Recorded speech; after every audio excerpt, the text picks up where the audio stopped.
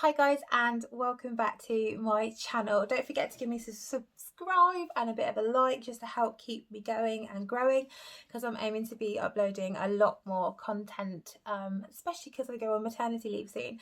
So I've been using the community tab to ask you guys what you want. So thank you so many of you for voting, because it really helps me kind of hone in on my content and what the things I want to do. I am officially 35 weeks pregnant today. I'll show you my bump. Like so. He's very round, as you can see. He's very big. So I'm going to talk to you today about how I've gained less weight in this pregnancy compared to my first pregnancy. So my first pregnancy, I gained 52 pounds, which is 4 stone.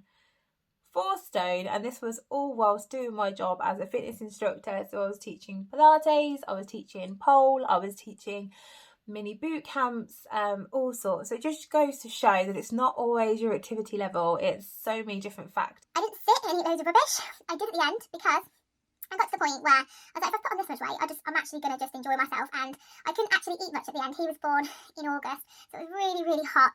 I was really fed up. I had loads of water retention.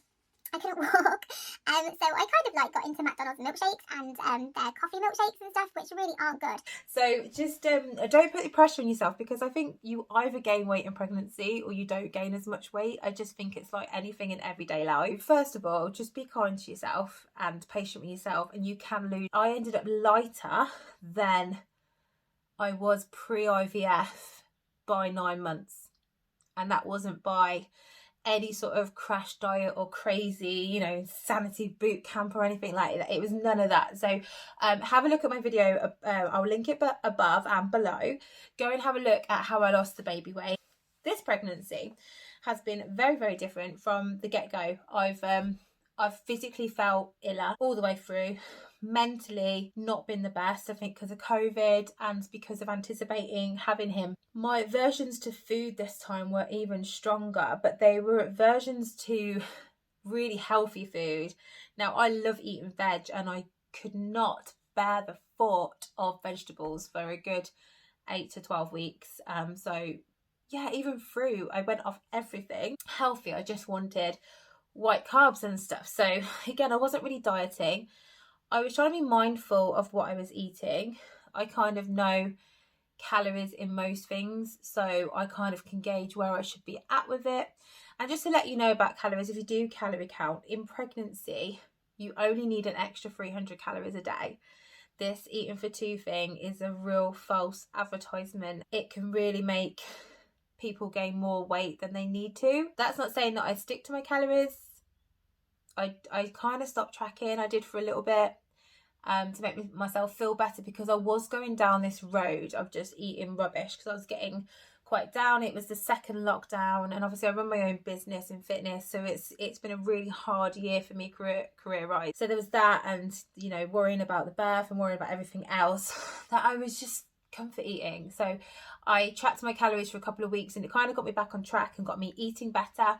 And that's when I started focusing on my water intake as well, and it kind of gave me that reset I needed. So now I'm quite balanced. I'd say I'm 50% junk food, 50% healthy food. Let me talk about the water first of all, and I'm going to bore you with this. So I was getting to the point where I was struggling to eat or drink. So every time I ate, I was feeling really full and uncomfortable. I had so much bloating and heartburn. So what I decided to do, because I knew I was getting dehydrated, I was getting migraines, feeling lethargic, I was getting spots, and I don't get spots. So I wanted to make sure that I was hitting my 2 litres of water a day. And pre-pregnancy, I drank 2 to 3 litres of water a day anyway, so it's quite the norm for me. And I had to start slowly, because when you're pregnant, there just is no space for anything. Even from like 5 weeks pregnant, I was struggling for space. It felt like the bloating was real. Yeah, I focused on getting my water in, so I'd drink before I'd eat anything, because if I ate and then tried to drink, it just felt horrible.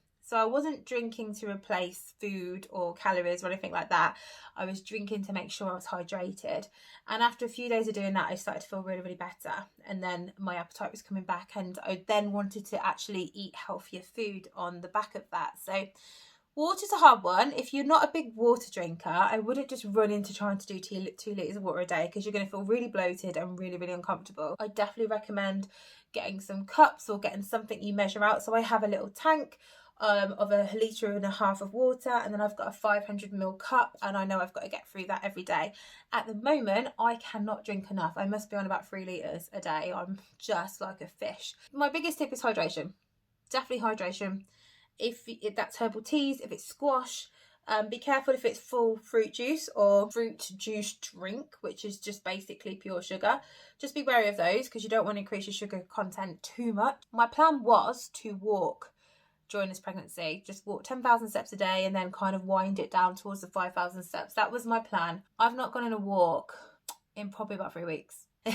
The weather's cold, I'm tired, I'm stressed, COVID is just draining, so I haven't been for walking. I haven't done that at all, so you know, don't worry too much about that. If you love walking, go and have a walk.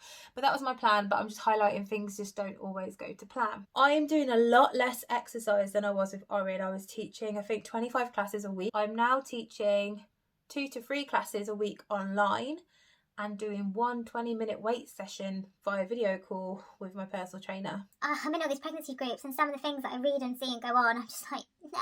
And I try and give my professional opinion, and what really annoys me is that in any other profession, people would be valued, but because I'm fitness and I'm pregnant myself, I don't know what I'm talking about. You know, I've only been doing this 12 years. At the moment, I'm teaching 1 flexibility class online a week, and my flexibility classes are, I guess, kind of similar to Pilates and yoga, that they use your muscles, so you're building a little bit of muscular strength whilst increasing flexibility. They are quite full on, they're a bit of a workout.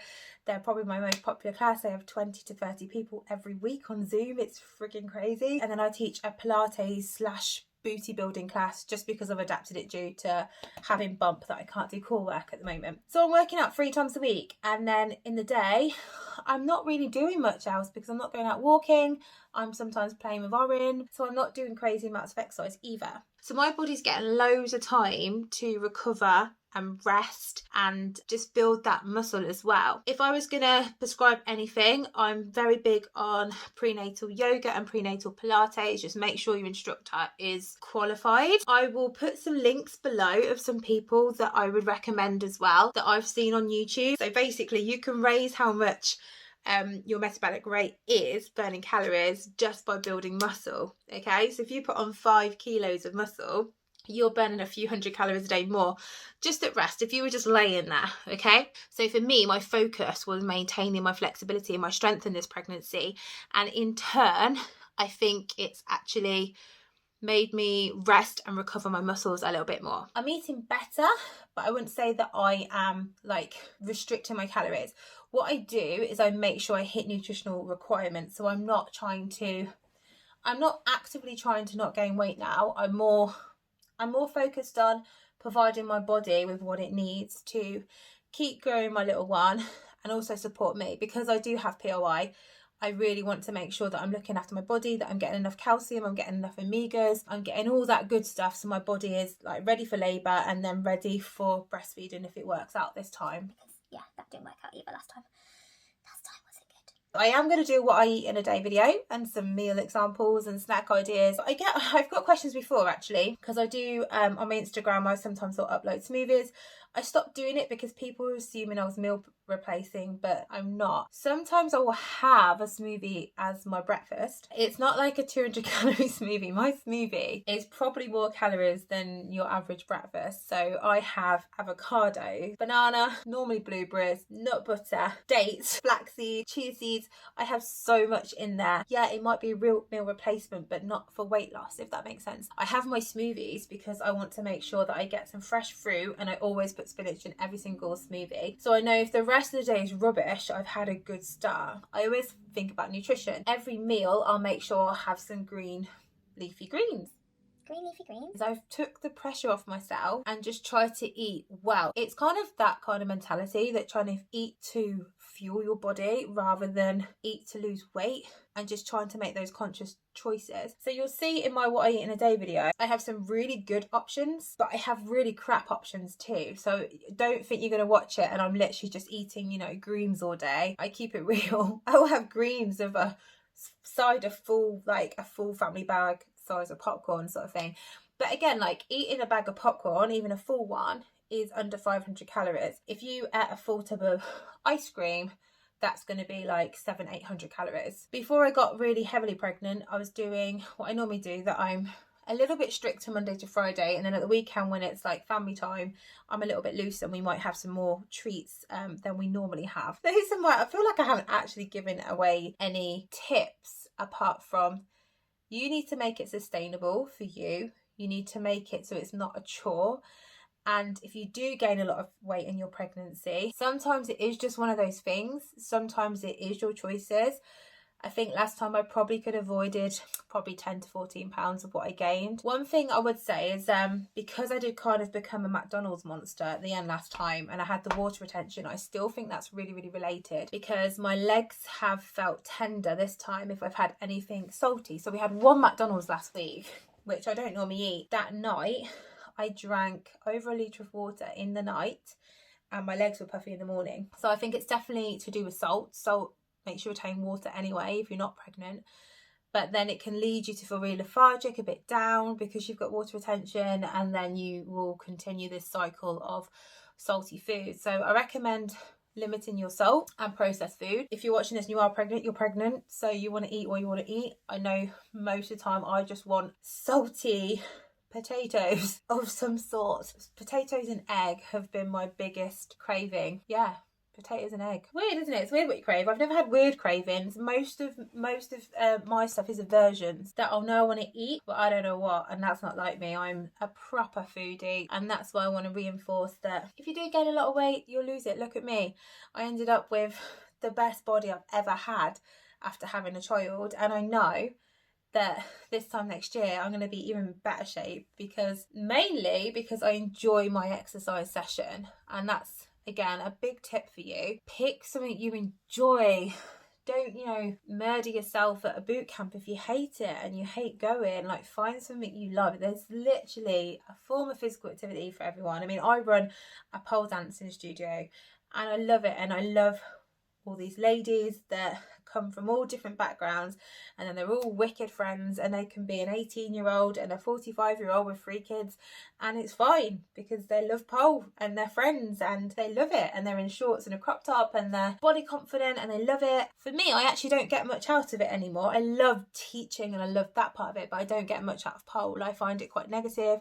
I've been told I should be thinner because I'm a teacher, that I shouldn't be this size, that I should be better, this, that and the other. I've had horrible things said to me. My love is weights and Pilates and flexibility. Like, I love them. I absolutely love creating my lessons. I love teaching it. I love doing it. I love where you can push your body. I know a lot of people love yoga because you can work on these cool poses and into headstands, not to do in pregnancy. My point is finding something you love. Just look after yourself, eat lots of greens, try and take some supplements, take a multivitamin, drink.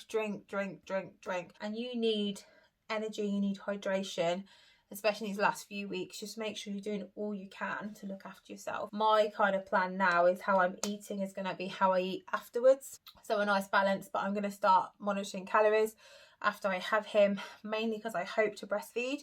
So it's making sure I have enough calories to provide good milk supply, that I still maintain my healthy foods. Like, I love avocado, it's really good for you. A lot of healthy foods are actually high in calories.